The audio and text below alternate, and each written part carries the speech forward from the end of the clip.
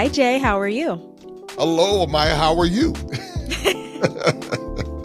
I'm doing well, doing super great. I'm so excited to talk to you on the podcast today. You guys are in for a treat and a super special guest. Jay, I would love if you could introduce yourself and who you are before we get into our content for the podcast today. Sure. Well, my name is Jay Cameron, and I am the founder of a company called Maximum Impact Enterprises, where we focus on travel, we focus on education, and really just empowering people through different platforms. And so today we're going to have a conversation about the journey that I've been on from childhood up until today. So I am super excited to be here and looking forward to sharing with your audience. You guys, he's being too modest of everything that he does, being an entrepreneur, traveler, an author, a speaker. I mean, like, I don't think I could name everything in one instance, but let's get down to it of just before you even got to where you are today in your successful career. Let's take it back to when you were a kid, like literally starting from ground zero. And for many people, like they say they have an entrepreneurial spirit somewhat, but like you've had this in you since you were a kid. Particularly, I remember when I was researching you about like you having that spirit since you were 9. And I think that's incredible. And I wanted to ask you just to start us off, like what lessons from those early experiences really guide how you approach the work and the impact that you have today?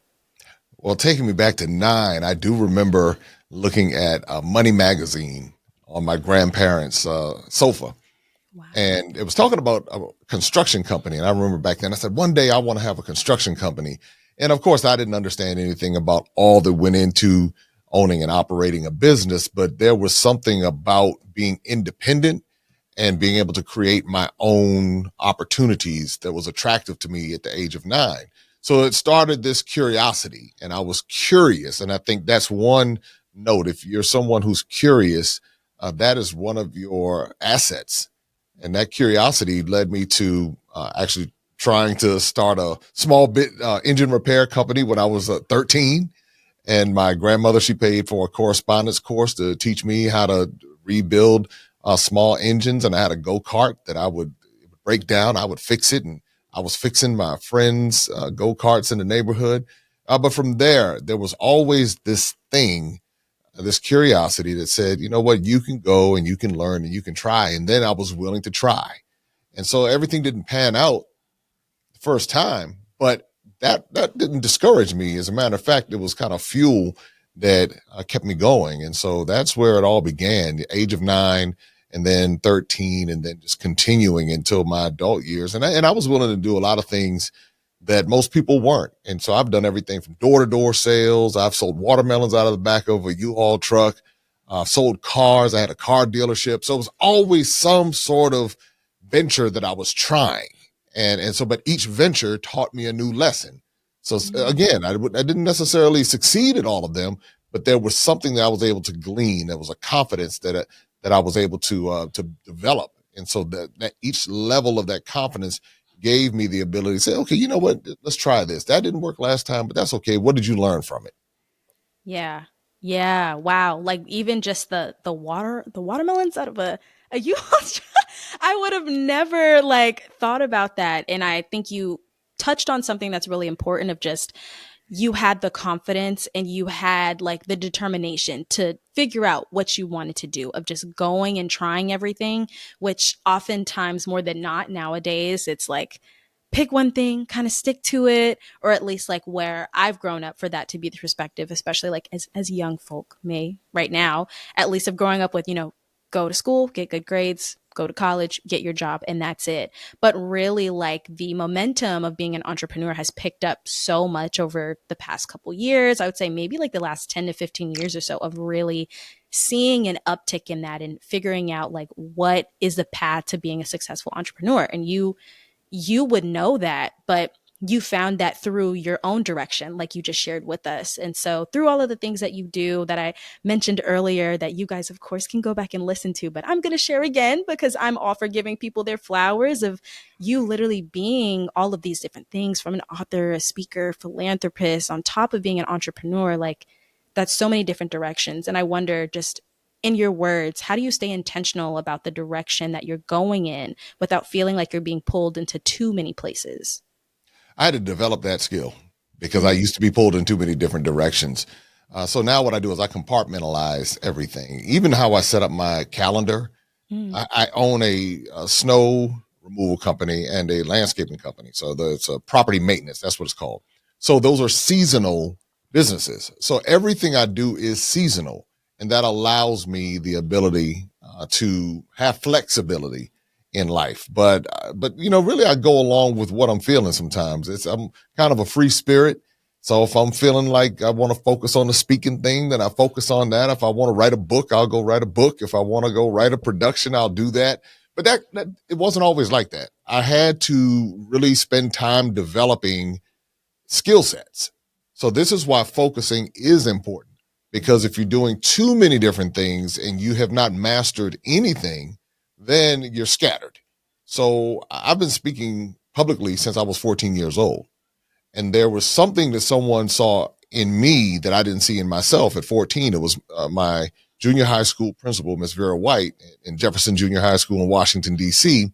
And she saw something in me. And she said, you know what? You're going to go speak. You're going to go run for student government treasurer. Every time we have an assembly, you're going to do the introduction. This is what I see in you. And because of that, that has really been the vehicle for me, is my ability to speak publicly, to communicate well, and to be able to formulate ideas and then get others to buy in. So that I had to focus on that. It mm. wasn't something I just said, okay, I'm just going to kind of jump out here and just, try this and try that. Even when it came to going into business, I had to sell my grandmother on paying for the correspondence course. So there's this persuasiveness that I was able to develop. And I would say for anybody watching or listening that you want to find what you do well. And once you find what you do well, you pour gasoline on that. And then these other things can branch out from it. If Mm, you're trying to do, I'm over here doing this and doing this over here, and nothing's really going well, then that's a sign. But something is going to show up, and that's going to be your sweet spot. You always want to find your sweet spot, and then whatever you do, that will be the foundation. So the foundation of everything I do goes back to public speaking. Everything from the car sales to the travel, everything that you have mentioned, the books, I have to be able to tell people, hey, I have these children's books. I have to be able to go and as I'm talking to you right now, share the stories. And so that's the one thing I would say, find that one thing that you do well, one or two things, pour gasoline on that, and then venture out into other things.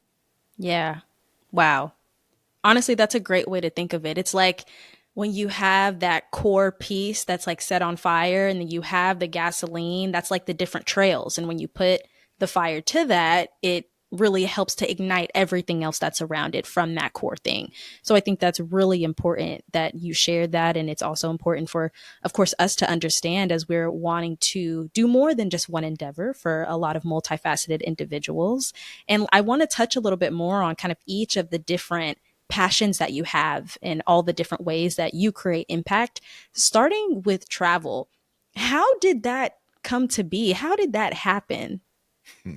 Well, for most of my life, I didn't travel because I didn't believe I could travel. I didn't believe I should travel. Everybody else around me didn't travel. So I'm in a culture that didn't travel. I didn't see the value in travel. And then I was afraid to travel. I used to be afraid to fly planes, fly on planes. And I just had all of these hangups about why I couldn't do it. And then one day I woke up and I said, life is really moving kind of quickly. One day you're one age and the next day you're the other age. And it's the age you used to think was so far off, and those old people and all this other kind of stuff. And then you hit those ages and you're like, wait a minute. All right, life is moving fast and I haven't done much of what I set out to do or the dreams that I had when I was in my teens and my 20s. So I just decided one day it was time for me to change the course of my life. And I said, I'm going to get on a plane and I'm going to fly to Ghana.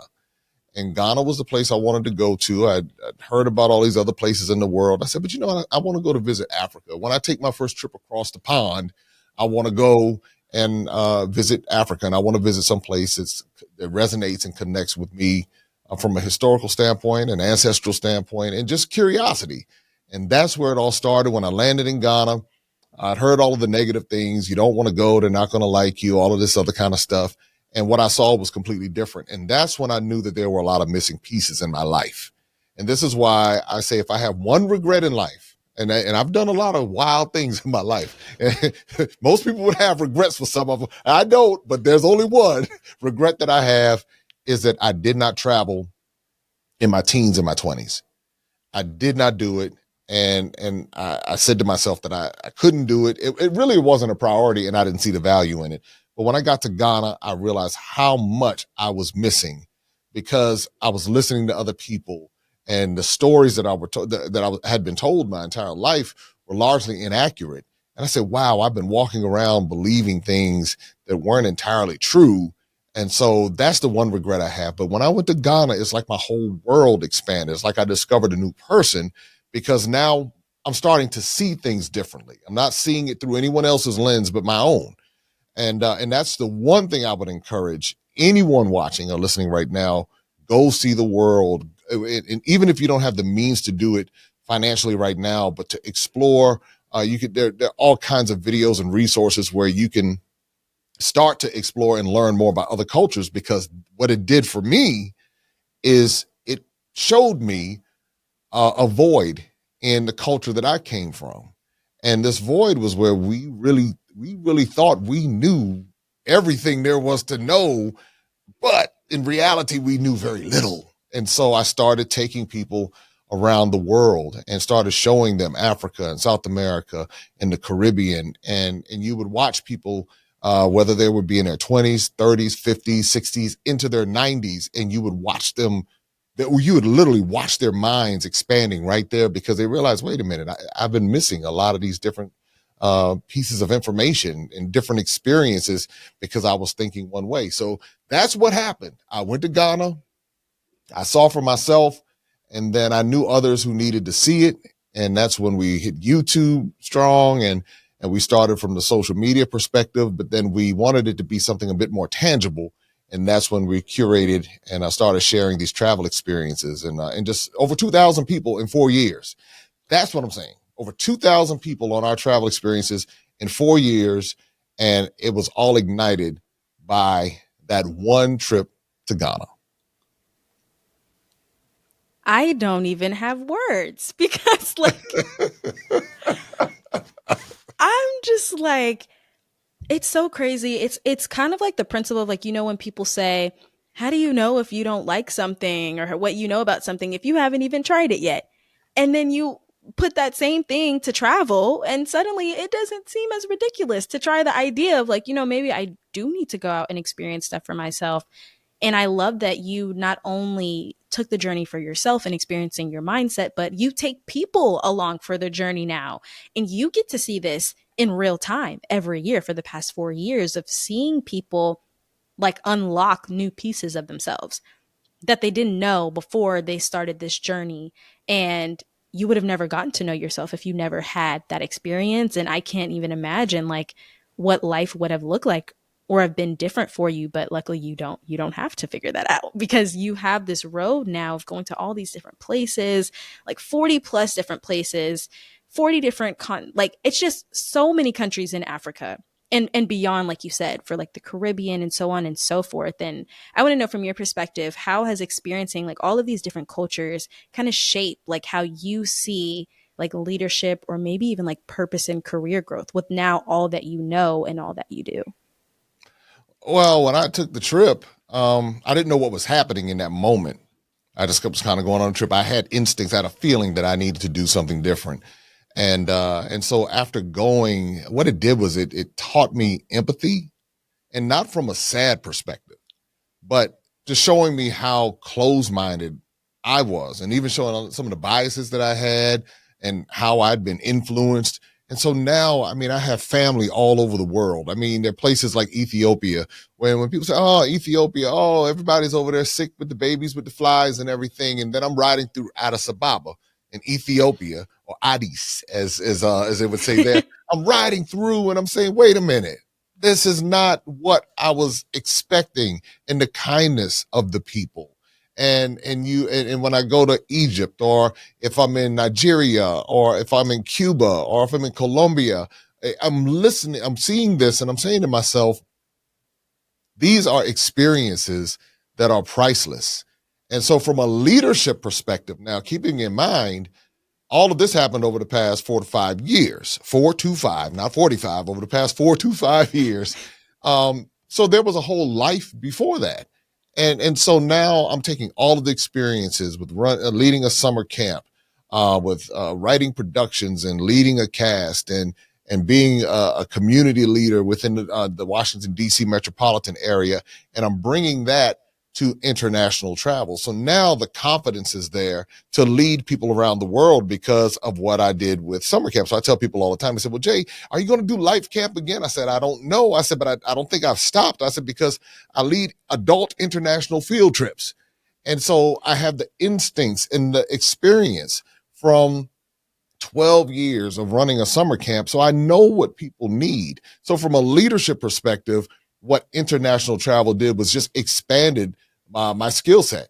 Because now it's like, well, wait a minute, I know how to do this. So why don't all we have to do is, combine this with hotels and lodging and food and knowing how to curate experiences that will change people's lives. But as far as purpose is concerned, I recognize that all of the years prior, that was preparation.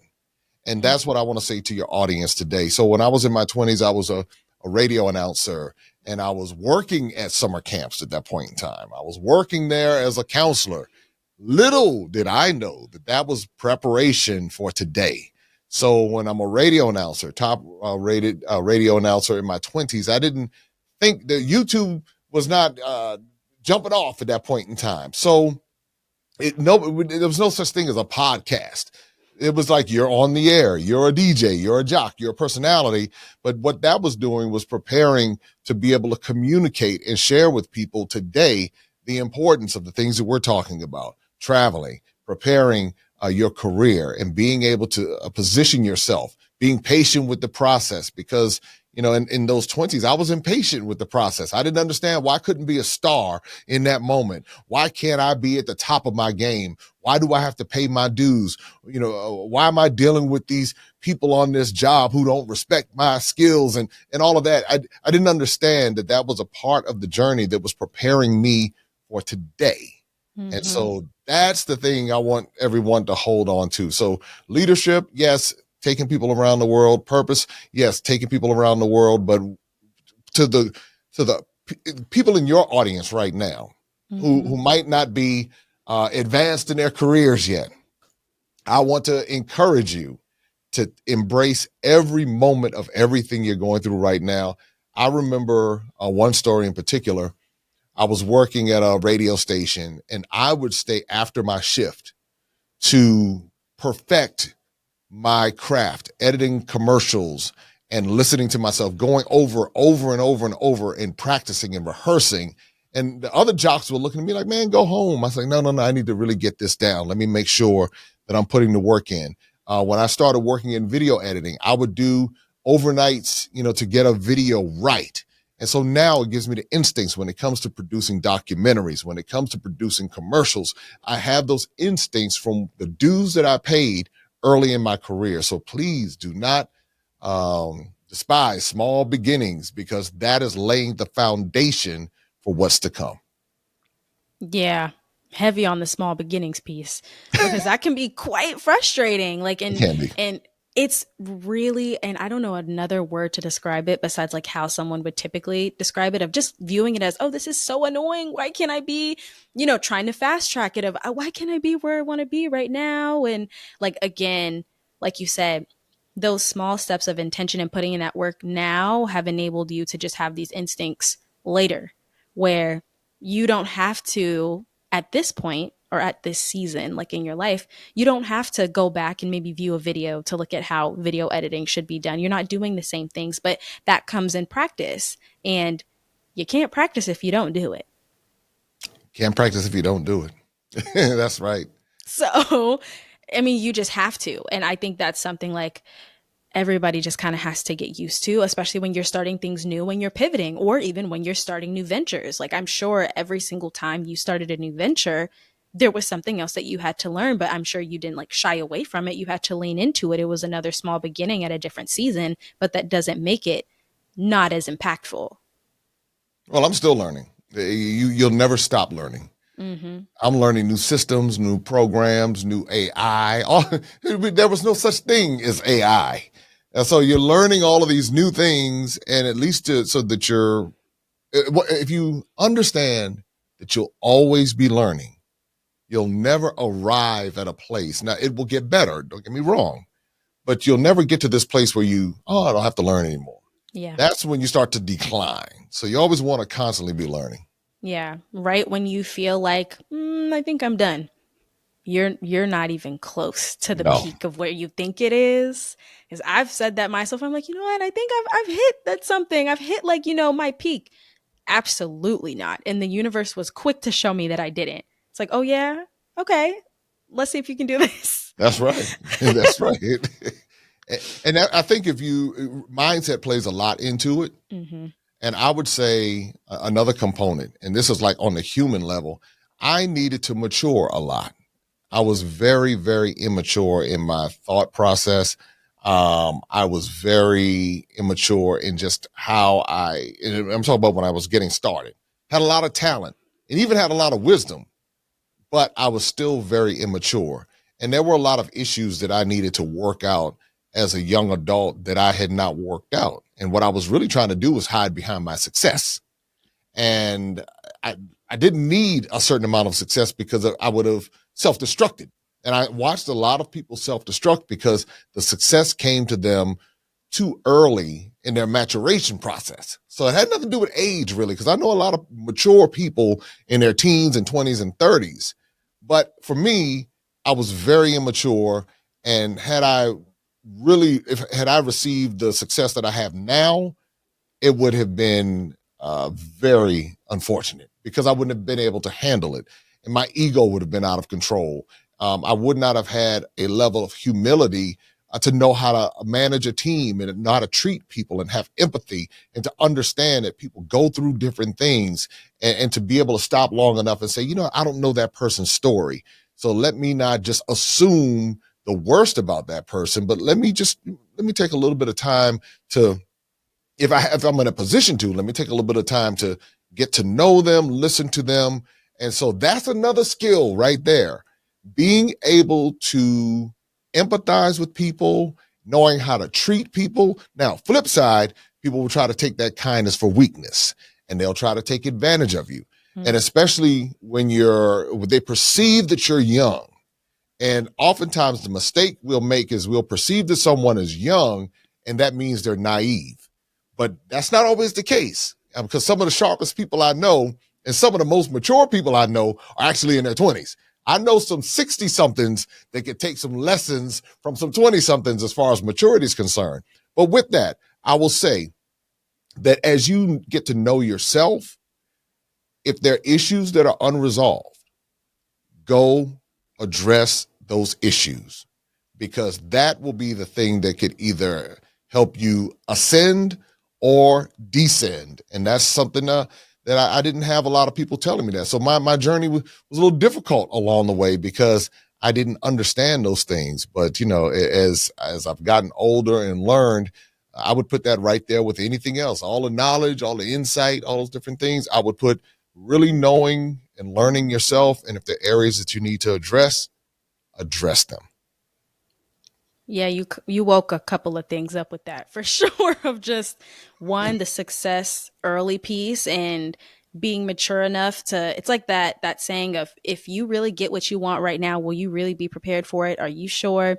9 times out of 10, the answer is no. But then also like that idea of the ego that you have and the concept of getting in your own way or being your biggest enemy. And I remember hearing that constantly when I grew up of like, don't make yourself your worst enemy. You can be the brightest, but you can burn out quickly if you make yourself the biggest enemy. And that goes back to what you just said of like address it. Like if you have some things that if you know there are some sore spots, some things that like if someone touched on this in another way, or like if you were to get everything you wanted right now and then see it crumble because of something that could have been resolved, that could be your biggest barrier to your blessings moving forward. Absolutely. And then sometimes, things that I thought that I wanted, I realized as I matured, I didn't really want that.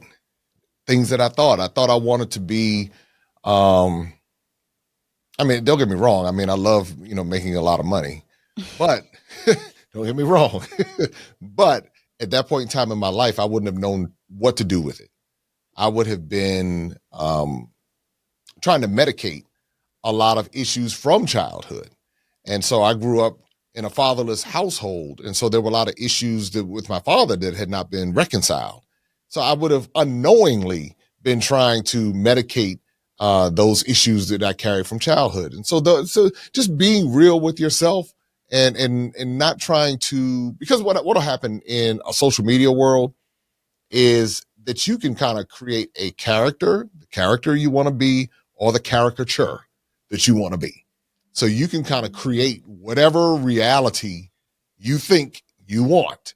And so and oftentimes, if you get a lot of likes and if you're very popular and if you're getting financial resources, that only fuels that thing, whatever that thing is that's causing you to maybe not deal with the core issues of who you are. And the core issue, who you are, is what's going to keep you wherever you end up going. So Mm. sometimes delayed gratification is fine. Sometimes it's okay to wait, because if you get there too quickly, then you end up losing it all, and then it's hard to regain it. So I say I'd rather take the slow road and get to the end result than take the fast road, get there, and then end up losing it and trying to figure out how to get it back. So that's one lesson I can definitely give from this side of the journey. Yeah. I mean, I'm all the way there with you and just seeing like the awareness of, yeah, if I had this much money, I'm not gonna lie, like probably would have been a different story. And I think it's important to recognize that. And you are so well spoken in how you share your story and storytelling. And I think that is also something that is great to develop, not only in speaking about yourself, but as you're building your personal brand, building your business, that are reflections of who you are, or sometimes can be even bigger than yourself. And so I wanted to ask you, like, from that perspective, because of like bookings and stage productions and everything that you've done and just the creativity of it all and how you've built yourself, how can young professionals tap into their creativity to tell their own stories? The tools are endless now. There's no reason why anyone should not be able to tell their stories. See, the biggest thing is that we'll have a story and then we'll want to share it and we'll talk ourselves out of sharing it. We'll say, I Mm. don't know if anybody's going to like it. I don't know if anybody wants to hear this. I don't know. And then we'll end up putting it on the shelf. But as far as the resources and the tools, you have a phone and you have all these different apps. You can tell your story. But again, the biggest thing is going to be whether or not it's something that you want to do. I would encourage you to, because a lot of times when you start telling stories, it can be therapeutic. It can help other people. It can obviously provide resources for you. It can open doors. It's all these different things that can happen as a result of storytelling. And my whole career has been built on storytelling. So it's one of the what storytelling will do is it will allow you to connect with your audience. Everyone has an audience somewhere, and especially if you want to move into the social media space, when you start telling your story, that's going to connect with someone else. And sometimes we'll think to ourselves, my story might not be significant, or everybody else, or everyone has a story like mine, or who wants to hear my story, all kinds of different reasons. But it's those people who were willing to tell their stories. That's the ones you see with the movie deals and the podcasts and all the different opportunities that come their way, the books, because they were willing to tell the story. So you have value in your story, and you will never meet your audience, the audience that wants to hear that story, until you tell that story.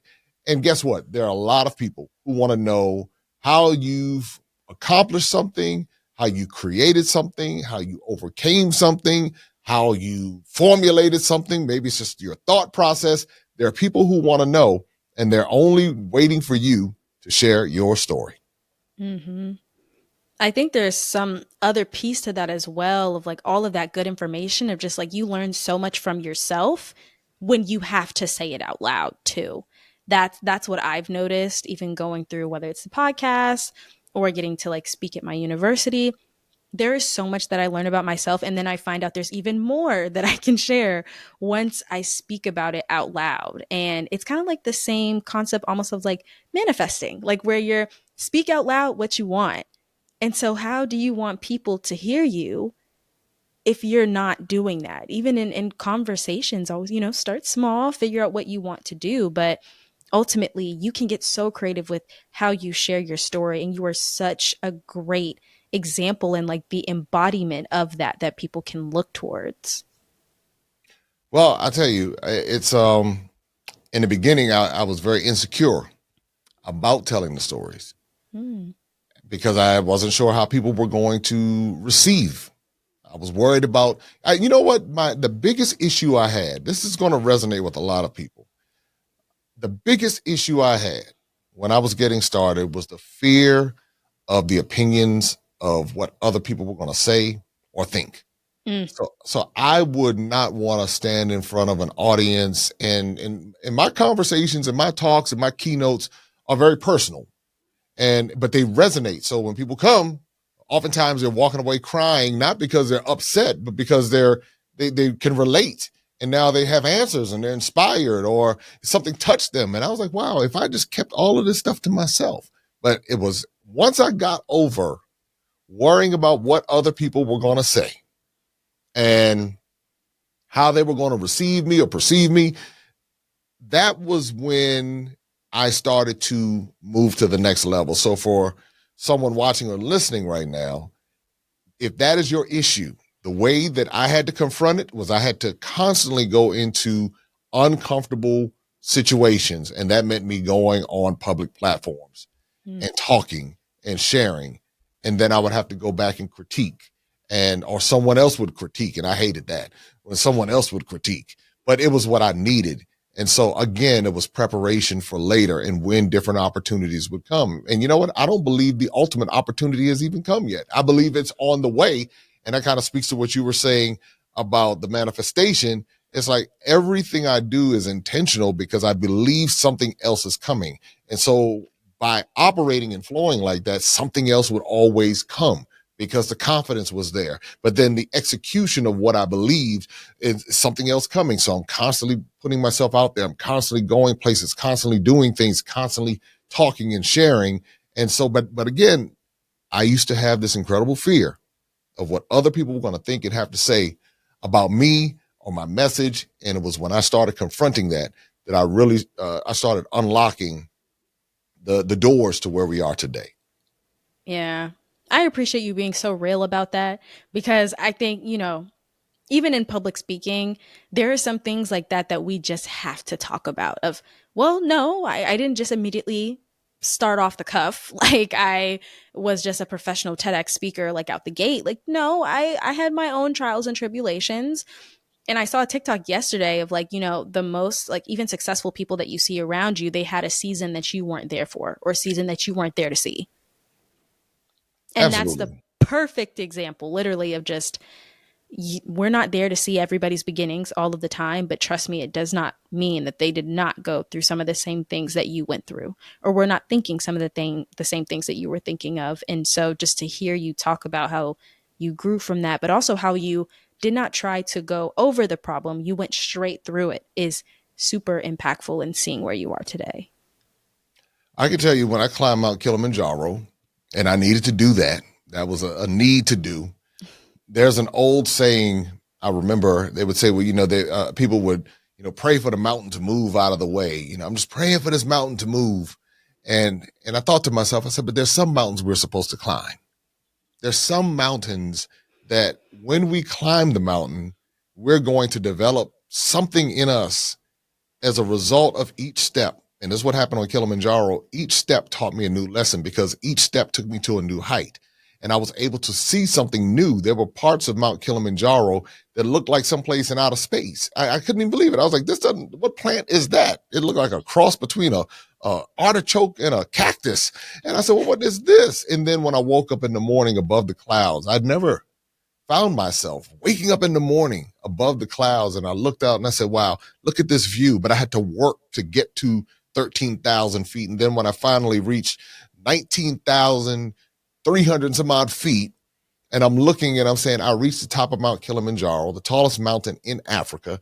And I said each step taught me a lesson. And so what I would say for each person right now, each step in your journey is going to teach you a lesson as you're ascending to where you're supposed to go. And so instead of asking for the problem to be moved out of the way, confront it and then figure out what it is you need to learn from it, because it is just preparing you for the next step in the process. And so that's what Mount Kilimanjaro did for me. The mountain is not going to move on its own. You got to move. That's right. I mean, yeah. I can't say I can't say anything else besides like honestly, yeah, that I mean, that's it. And it's so interesting to also hear just again from each of your different experiences, whether it was how you grew up and how that's shifted who you are, and then how you've channeled your entrepreneurial spirit into what it is now, and then even throughout your work and philanthropy and doing the radio and how that led to more philanthropy and things that you probably couldn't have even seen back then, and how it's still preparing you for what you believe is like the next biggest, like the best thing to come, which I believe the same. I definitely think like your ultimate is on its way. I want to ask you, in all that you've learned and thinking about the future ahead, I want to talk a little bit about the future of the workforce, which is a little bit around what your philanthropy is around, especially whether you are helping young adults or even talking to parents. Like you have so many different avenues and how you kind of create the maximum impact for the future of work in our generation. And even in your children's books, like you mentioned, like you are always at some stage of helping and supporting the youth. What is the intentional impact overall that you want to leave on the next generation? Well, the intentional impact is showing people what's possible. That was what was missing when I was growing up. I had all these ideas, I had all these dreams, but I didn't have anyone who looked like me to actually model it and show me how to do it. And so it was always kind of far off, or you had to be selected. Someone had to pick you, and then you could, fulfill your dreams. And so what I hope to do is to one show everyone that is one is tangible and something and it's reachable. Something that you can do, but it does take work. It does take work. I would encourage everybody in that process to get a mentor, a healthy mentor, to walk you through the journey and surround yourself with people who have a mindset of this elevating. Not Mm. I was around people for so long, they were just kind of flat and they just kind of had every excuse for why they couldn't and shouldn't. And now I have a whole new culture of people around me that are saying, this is what we can do. This is what you can do. Let's do it together. So the impact that comes in is showing people that it can be done. And whether it be through books, whether it be through documentaries, because I'm not delusional. I do recognize an expiration date is on all of this at some point, and we all have an expiration date. And sometimes I remember when I was in my 20s, I used to think, the expiration date would be, 70 years from now, but then as the years go by, it shrinks. It starts to shrink. It's like, well, it's not 70 anymore. so what you start, but the reality is you don't know when the expiration date comes, and procrastination and putting it off and making excuses. I just want people to see someone who did it Mm. and then someone who showed them how to do it. So if somebody's really watching and paying attention, if they're watching the channel, if they're following the Instagram, if they're looking at the children's books, it's like I'm giving a blueprint on how to do it. This is, I don't overthink it anymore. I used to be an overthinker. I'd sit there and think, and I'm thinking about it. And I think one day, and then a year goes by, and I'm thinking about it again, and I'm thinking about it again. I'm gonna write this book. I'm thinking about it. When I got the ideas for the children's book, that was right before the pandemic. Those children's books were produced within 3 months because I said, I can think myself out of this, but let's get the illustrators. Let me write this book and let me do what I need to do. And so that launched into the animated series. And so it's all of these different things that came. And so through Maximum Impact, that is what I want people to see, that you can do it. And this is how you do it. That's the maximum impact right there. Literally, I can't think of a better way to describe what you just shared in a nutshell of I want to be representation of you guys can do it because I can, and always wanting to put the best foot forward, not even just for yourself, but like you're building more than just yourself, and that being part of your goal. And I think that that goes to like that servant leadership mindset almost, of just having the opportunity where, yes, I have this, but I want to be able to give this to you as well instead of gatekeeping it. And something that you touched on that was really interesting to me was really just talking about like that it's reachable, that it's attainable, because a lot of people already kind of going with the mindset of, I can't. And it's always because maybe there's not enough time, maybe there's too many moving parts. But like you said, I'm giving you the play by play through my journey and my blueprint of what's going. So you know you have multiple places of where to start. No matter if you've been putting it off for a couple months or you're just starting fresh and you thought of this idea yesterday, there are places in your journey and in your impact of everything that you've done and your multiple projects and all of, whether it's a trip, whether it's a book, there's something there that everybody is able to reach, to feel like they can reach. And I've never seen it done in so many ways before, of just having so many platforms and opportunities to do that. But I think that's something so unique about what you have curated in the ecosystem that you have curated for yourself, that has like the return on investment, yes, but also a measurable amount of a return on impact as well, from your trip journeys. And even to where, for you guys who don't know, we met actually at VidFest, even what you shared there of just like what that has given you, but even in how it goes back into the business and so on and so forth to continue what you're doing. I mean, it's a completely sustainable model and ecosystem that serves more than yourself. And I think that is so impressive.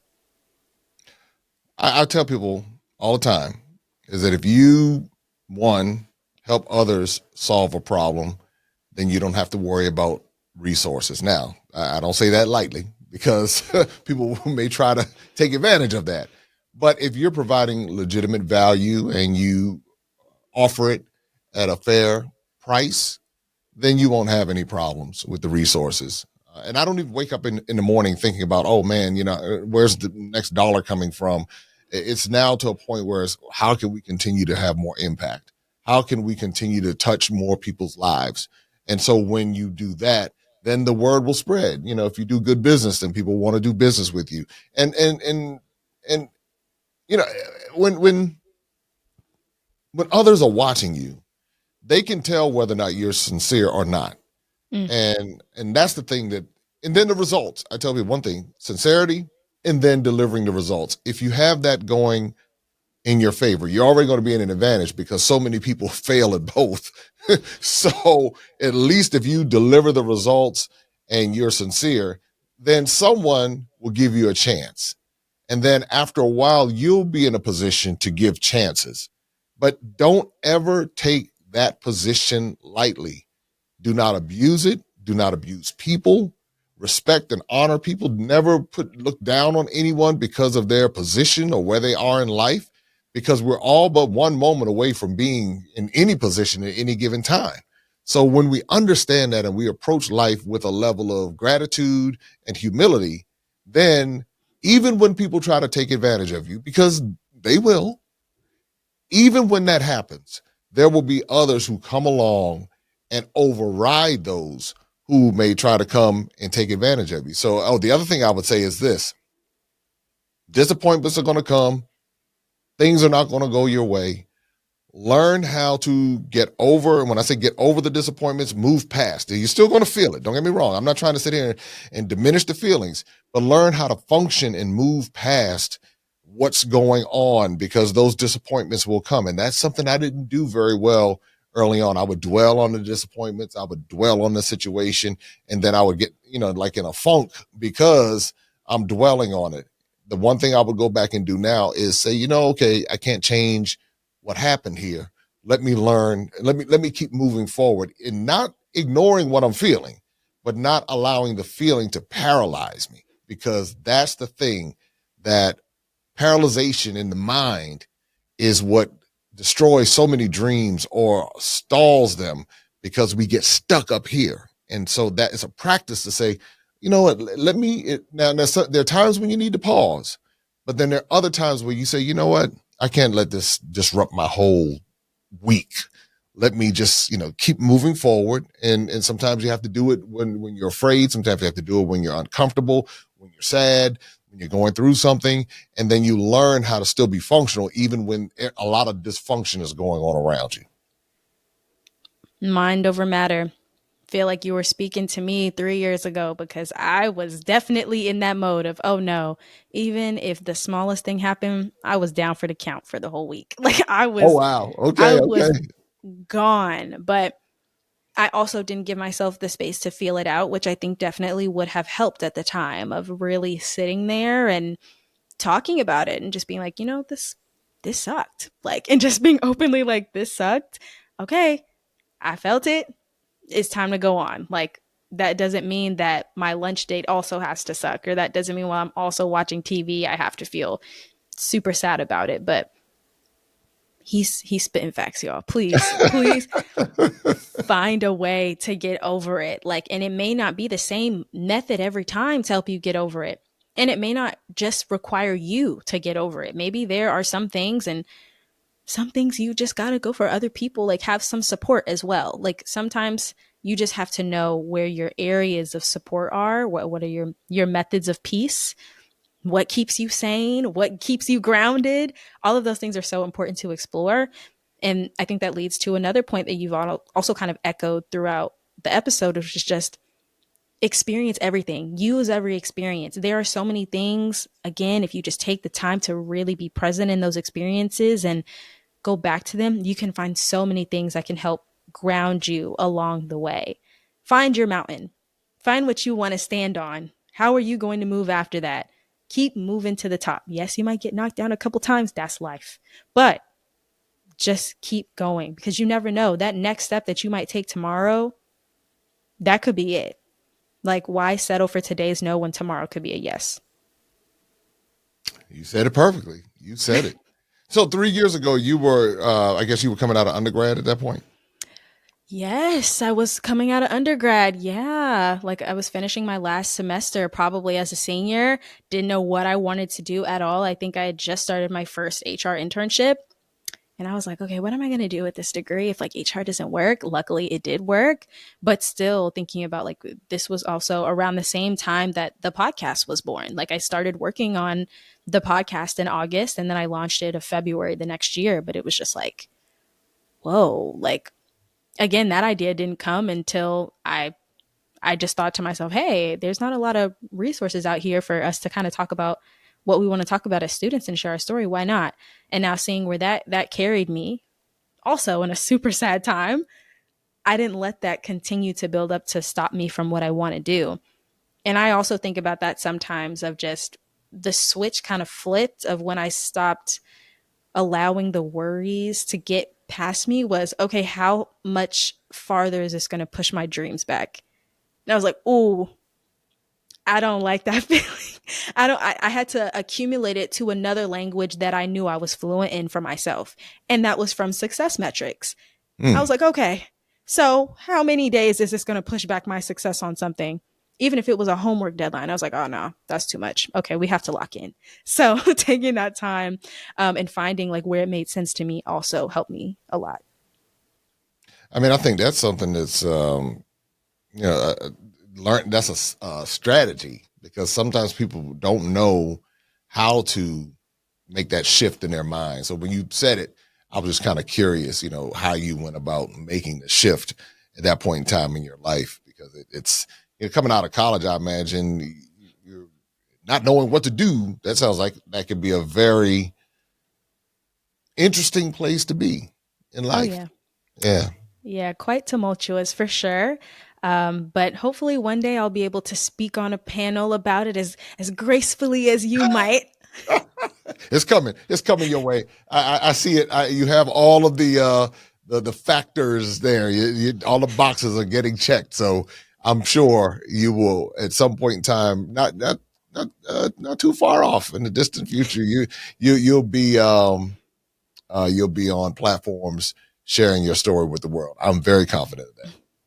You are too kind, Jay. Thank you so much for joining us today for the podcast. I am going to be writing notes about this probably for the rest of my life. All of these nuggets that we've talked about and you sharing openly your journey in so many different lenses. And I can't thank you enough for even giving all of those nuggets of wisdom to our audience that I'm sure that we will be talking about for years to come.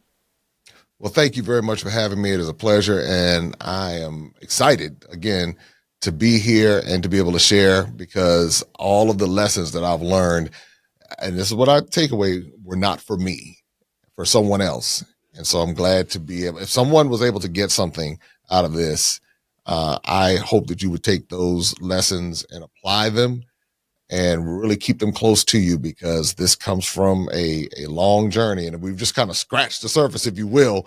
But it's come from a long journey. And I wish someone would have kind of looked back and given me some of these nuggets when I was coming along so I didn't have to go dig them up myself. But nevertheless, you have them and take them forward in your life and multiply them, maximize them. There you go. Maximum impact, y'all. Maximum impact. That's a wrap for today's episode of the Intentional Intern Podcast. We hope you're leaving with fresh insights and a boost of motivation to take on your career journey. If you enjoyed this episode, don't forget to follow, leave a review, and share it with your network. Connect with us on LinkedIn and Instagram and let us know your thoughts. Your feedback fuels our next great episode. Until next time, stay intentional, keep growing, and keep shining bright. See you in the next episode.